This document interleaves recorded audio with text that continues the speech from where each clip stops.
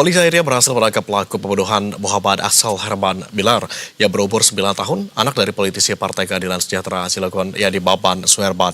Kasus ini akhirnya terungkap setelah 2 minggu usai peristiwa pembunuhan. Pelaku berinisial H yang berumur 30 tahun ditangkap pada Jumat sore oleh tim gabungan Satreskrim Polres Cilegon dan Ditreskrim Polda Banten. H adalah warga Palembang, Sumatera Selatan dan ditangkap tanpa perlawanan di lingkungan Pabuaran, Kelurahan Cibedus, Kota Cilegon, Banten. Terkait dengan apakah ada kemudian pelaku lain, begitu Kapolda tidak menyebutkan apakah ada atau tidak. Nah, untuk membahas terkait hal ini, pemirsa, di mana polisi kemudian pelaku pembunuhan anak politisi PKS ini ditangkap setelah 2 pekan dan pelaku merupakan spesialis pencurian dengan sasaran rumah elit yang dalam kondisi kosong. Dan dari hasil penyelidikan, polisi mengungkap motif pelaku melakukan pencurian di rumah orang tua korban untuk membayar utang yang mencapai ratusan juta rupiah. Kita akan bahasnya bersama Kasat Reskrim Polres Cilegon AKP Yoga Taba, kemudian ada tim kuasa tim advokasi hukum PKS Nurul Amalia serta kriminolog UI Adrianus Meliala. Selamat sore Bapak Ibu. Terima kasih sudah berkenan bergabung sama kami di Berita Satu Utama. Saya mau ke pihak kepolisian terlebih dulu.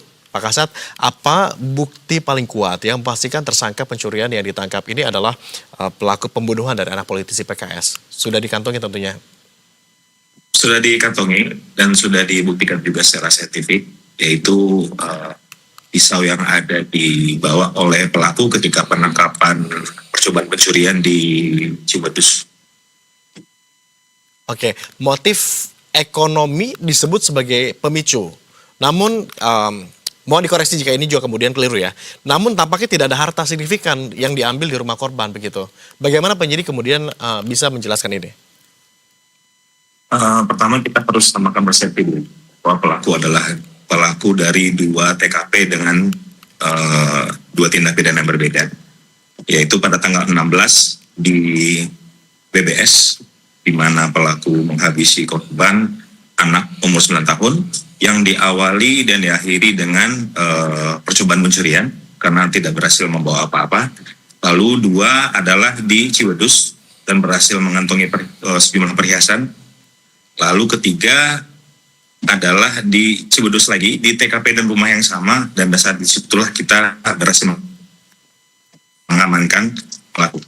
Oke, justru di TKP ketiga lah yang berhasil diamankan begitu? Betul, TKP 2 dan 3 di tempat yang sama, maksudnya untuk pengulangannya itu ada di Cibedus itu 2 kali. Jadi yang pertama berhasil mengantongi perhiasan, terus sudah kita amankan juga, yang kedua itulah pada saat di penangkapan. Oke, saya mau ke Mbak Nurul kalau begitu. Bagaimana sikap resmi PKS terhadap penetapan tersangka dan kemudian motif yang disampaikan oleh pihak kepolisian ini?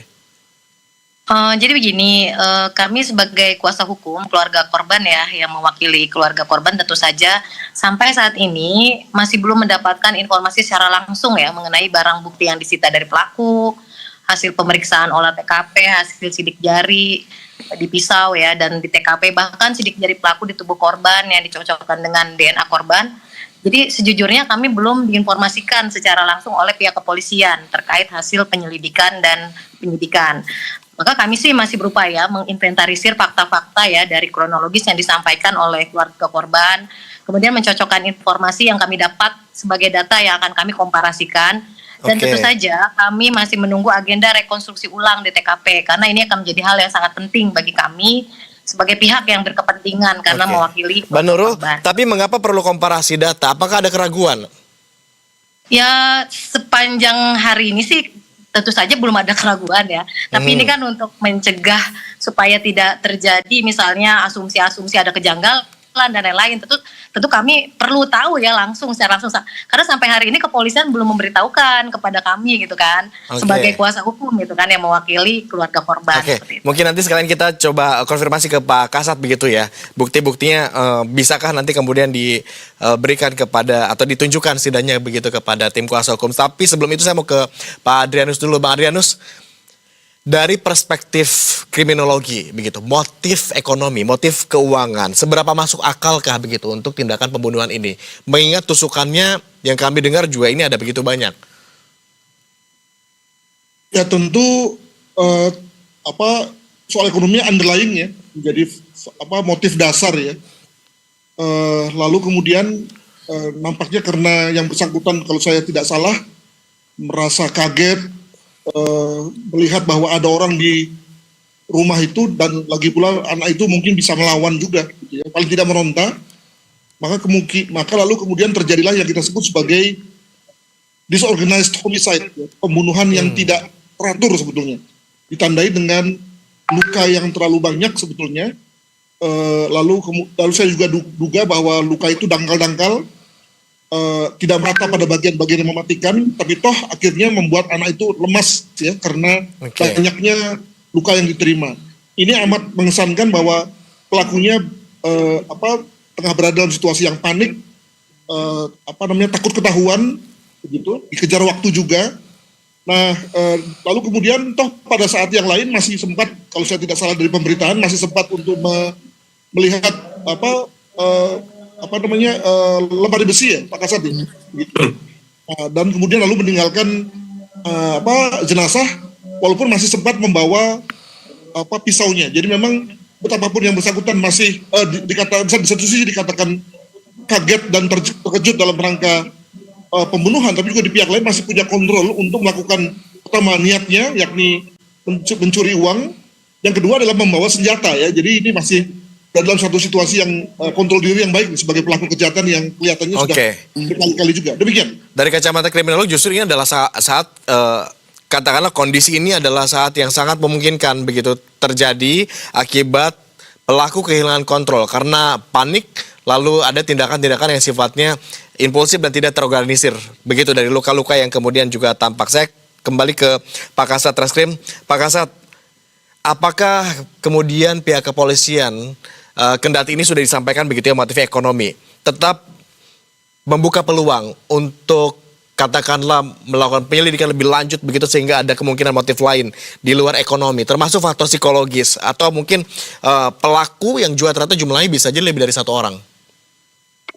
Kalau untuk pelaku sudah kita positifkan itu satu orang, itu dari hasil penyelidikan kita, karena pada TKP BBS pada saat pembunuhan terjadi, itu kita dapatkan CCTV dari perimeter, itu menjelaskan waktu dan keluarnya si pelaku. Jadi bukan di rumahnya, tapi di perimeter rumahnya, di CCTV tetangga, kita bisa membuktikan bahwa jam berapa keluar, jam berapa masuk itu hanya satu orang.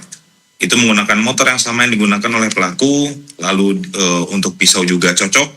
Mungkin perlu kita tegaskan kembali lagi supaya tidak ada kebingungan juga di publik. Bagaimana pelaku di satu sisi menjadi rampok dalam tanda kutip, satunya pembunuhan.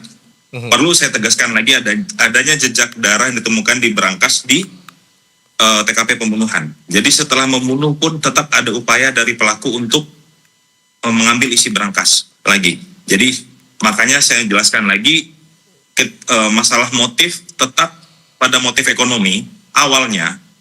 Lalu bagaimana kegiatan pelaku itu di TKP, ada perlawanan dari korban merasa panik, lalu melakukan penusukan tersebut, lalu lalu pelaku kembali menusuk lagi, lalu korban kembali melawan lagi, akhirnya sampai mengakibatkan meninggal dunia.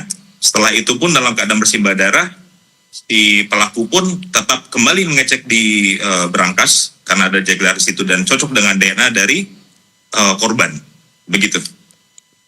Oke, artinya tanpa keberadaan CCTV di rumah korban yang tidak aktif begitu. Bukti tadi begitu ada ceceran darah, kemudian pisau, ini juga sudah bisa cukup memastikan begitu ya keberadaan tersangka begitu ya. Kemudian untuk bukti yang tadi sempat ditanyakan oleh Mbak Nurul begitu, kapan kira-kira akan mungkin bisa ditunjukkan? Itu tidak ada masalah kalau kita untuk koordinasi bersama PH itu tidak ada masalah, baik dari keluarga korban, kita komunikasi baik dari awal sampai kita bisa menemukan dan menetapkan tersangka pun kita tidak ada masalah komunikasi, mungkin hanya terkait waktu saja, begitu. Oke, mungkin nanti setelah ini ada obrolan lanjutan begitu ya, tim kuasa hukum dan juga pihak kepolisian. Terima kasih Pak Kasat tampaknya Pak Kasat juga kami dengar sudah ada agenda lain. Terima kasih sudah bergabung sama kami dan update informasinya pada malam hari ini. Kita lanjutkan diskusi kita dengan Mbak Nurul. Mbak Nurul, tadi sudah tampaknya disampaikan oleh Pak Kasat bahwa terbuka, silakan katanya kalau memang ada rencana atau ada itikat untuk melihat atau melakukan audiensi dengan pihak kepolisian terkait bagaimana barang bukti tersebut dijabarkan. Tanggapan Anda seperti apa? Ya, kami menerima ya apabila memang sudah disampaikan tadi, karena memang kami sudah mengajukan SP2HP ya, permohonan untuk dikeluarkan SP2HP ini sampai hari ini belum diberikan gitu. Jadi ya mudah-mudahan sih ke depannya memang ada komunikasi seperti itu. Jadi bisa langsung juga ke kami, karena kami kan adalah perwakilan dari keluarga korban. Karena korban kan belum tentu mengerti ya, keluarga korban belum tentu mengerti apa yang disampaikan oleh pihak kepolisian gitu. Dan tentu saja kami juga menunggu informasi akan dilakukannya rekonstruksi gitu kan di tempat kejadian perkara gitu. Oke, tetapi apakah pihak keluarga korban begitu, termasuk tim advokasi juga ya, menerima sepenuhnya konstruksi kasus versi penyidik? Nah, apabila memang itu hasilnya dari olah TKP ya, yang sudah hasil dari pos lapor, ya tentu saja kami menerima yang apabila ada kesesuaian sidik jari dengan korban ya, terus kemudian sidik jari pelaku ya di tubuh korban, misalnya di alat untuk menjadi alat pembunuhannya gitu kan, atau pisau. Bahkan DNA darahnya tadi katanya cocok. Ya karena kami belum lihat ya, jadi harusnya kami memang harus melihat ya, kan ada barang bukti lain ya, motor gitu kan, terus tangkapan CCTV terkait motornya gitu, kami juga harus ngecek juga gitu kan, seperti itu. Oke, saya ke Bang Adrianus kalau begitu. Apa indikator kriminologis yang biasanya muncul bila terjadi kemudian eskalasi dari pencurian ke pembunuhan anak? Ya, jadi kembali pada niat awal dari si pencuri ya. Dia sengaja mengambil atau mensasar rumah kosong, tentu dengan mengharapkan tidak adanya perlawanan ya, tidak adanya orang yang menjadi pemilik rumah. Nah, itu saja lalu kemudian sudah membuyarkan rencana dia pada saat ketika ternyata di sana ada penghuni rumah betapapun itu anak-anak yang lalu kemudian bisa ganggu dia. Itu aja sudah mampu membuat seluruh acaranya berubah itu ya. Itu yang pertama. Yang kedua tadi sudah saya katakan bahwa dia tuh masih punya determinasi itu untuk ternyata tetap mau mencuri betapapun dia sudah membunuh begitu. Nah, yang juga menarik adalah bahwa bagaimana kita memahami soal waktu 2 minggu ya, dari sejak kasus diketahui ditemukannya jasad hingga tertangkapnya, itu apakah itu terlalu lama atau tidak sebetulnya? Itu yang pertama. Tentu kalau itu kita kombinasikan dengan butuhnya waktu untuk pengembangan DNA ya, mungkin saja ya cukup ada waktu yang khusus deh. Tapi juga hal yang perlu dicermati adalah bahwa sebetulnya mengenai penangkapannya si pelaku sendiri sebetulnya bukan melulu kerja polisi ya, ada unsur kebetulan ini. Ya, jadi yang bersangkutan itu melakukan kejahatan pencurian kedua kali, tadi dikatakan ya, kedua kali. Barulah kemudian ketangkap, dan ketika ketangkap sekalian ngaku ya. Ini juga menarik nih, karena secara pidana, secara kriminologi juga sebetulnya pengakuan sepihak dari pelaku yang pada dasarnya akan mengintimidasi atau akan memberatkan dirinya sendiri itu harus hati-hati itu. Ya. Jadi, tapi pernah nggak ada kejadian serupa seperti ini? Pelaku yang tiba-tiba ngaku begitu pernah melakukan kejahatan serupa, apalagi di TKP yang berdekatan, tidak jauh. Ya makanya kepolisian harus hati-hati itu, dan itu secara pengakuan itu tidak akan diterima di pengadilan itu. Ya. Mengapa demikian? Saya mengasumsikan bahwa pasti polisi sudah melakukan check and recheck ya, counter check kepada pihak-pihak di mana yang bersangkutan misalnya menaruh dananya, ya yang lalu dikatakan sebagai hilang atau rugi itu atau kalah gitu ya, untuk kemudian memastikan bahwa memang yang bersangkutan adalah orang yang sedang kepepet uang ya, dalam rangka bermain kripto. Sebab kalau tidak nanti yang bersangkutan hanya ngarang aja gitu ya, dan kita lalu semacam membeli ya dalam tanda kutip bualannya, kan ini nggak boleh juga kan. Jadi dengan kata lain apa yang disebutnya sebagai bahwa dia butuh uang, lalu kemudian dia mencuri karena untuk menutupi kebutuhan uangnya itu harus sesuatu yang sudah dikonfirmasi sebelumnya oleh kepolisian sebelum kemudian diputuskan untuk diumumkan kepada publik dan juga kepada keluarga korban. Demikian. Baik, saya kembali ke Mbak Nurul kalau begitu. Tampaknya di luar sana begitu banyak spekulasi, termasuk juga dari pihak tadi kuasa hukum juga masih coba mengkomparasikan data. Dengan demikian, apakah kemudian tim kuasa hukum mendorong adanya audit atau mungkin pengawasan independen begitu agar penyidikan berjalan transparan dan akuntabel? Ya, itu bisa saja terjadi ya apabila setelah kami nanti diberikan kesempatan ya, diberikan juga akses ya terhadap informasi secara khusus ya terkait barang-barang bukti gitu kan yang sudah didapatkan oleh kepolisian ya dari hasil penyelidikan dan penyidikan, maka tentu saja kalau memang hasilnya itu adalah akurat ya tentu kami menerima ya dan menghargai itu. Tapi kalau ternyata masih kami meragukan itu ya itu bisa saja gitu kami tempuh gitu seperti itu. Oke, jadi sebetulnya peluang untuk menempuh jalur tersebut ada. Ya, insya Allah ya. Mudah-mudahan nanti kalau hasilnya Kalau begitu, tidak sesuai. kalau begitu bagaimana tim kuasa hukum PKS begitu memastikan fokus kasus ini murni pada penegakan hukum, bukan diarahkan atau mungkin dipolitisasi? Ya, kami akan selalu terus ya mengawal ya kasus ini ya dan mencoba untuk mendorong ya pihak kepolisian agar memberikan informasi secara terbuka ya kepada kami sebagai perwakilan keluarga korban ya. Itu tadi hal yang sederhana aja itu terkait hasil sidik jari ya, pemeriksaan DNA pelaku gitu dan keluarga korban dan ya yang kesamaan dengan keluarga korban seperti itu.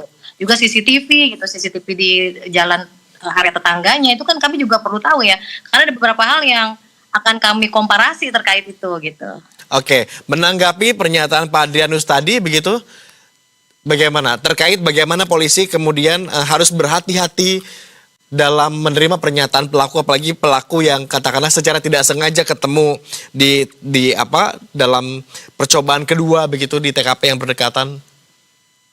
Ya ini kan kita sudah sama-sama memahami ya bahwa penyelidikan dan penyidikan kepolisian tentu harus melandaskan prosedur yang benar ya dan sesuai dengan mekanisme yang diatur dalam peraturan perundang-undangan sepanjang itu dilakukan dengan benar ya kemudian akurat barang bukti yang didapat hasil olah TKP-nya dan lain-lain tentu harusnya kita sebagai masyarakat dan saya sebagai kuasa hukum khususnya harusnya juga menerima gitu. Tapi kalau memang nanti hasil dari yang kami dapatkan ternyata ada ketidaksesuaian atau adalah sangat wajar ya kalau kami menyatakan mungkin ada kejanggalan. Tapi untuk sementara karena kami sendiri belum mendapatkan akses itu, jadi saya belum bisa menyatakan bahwa ada kejanggalan atau apapun yang saya khawatir terjebak dalam asumsi gitu seperti itu. Baik, saya ke Pak Adrianus lagi kalau begitu. Sejauh mana sih Pak Adrianus kemudian pengakuan pelaku bisa diandalkan bahkan tanpa dukungan bukti forensik yang kuat? Dalam hal ini kelihatannya bukan pengakuan yang menjadi landasan ya, tapi tadi adanya beberapa kasus beli ya. Tadi pertama ditemukan di bercak darah yang DNA-nya sesuai ya. Darah yang ternyata sesuai. Lalu kemudian kesamaan profil dari pelaku ditambah lagi dengan pengakuan dan tadi saya katakan bahwa pengakuan ini perlu ada counter check ya agar kemudian lalu diyakini bahwa pengakuannya itu bukan pengakuan yang mengada-ada. Itu yang pertama. Yang kedua, tidak ada kejahatan sempurna. Juga seringkali kejahatan itu tidak berlangsung, tidak sesuai ekspektasi kita. Saya mendapat banyak sekali wawancara yang memakai istilah janggal dan aneh. Itu mengesankan bahwa pada diri wartawan yang mewakili publik itu sudah ada ekspektasi bahwa terhadap kejahatan ini maka pelakunya mestilah orang yang profesional, bersenjata api, ada indikasi politis dan seterusnya.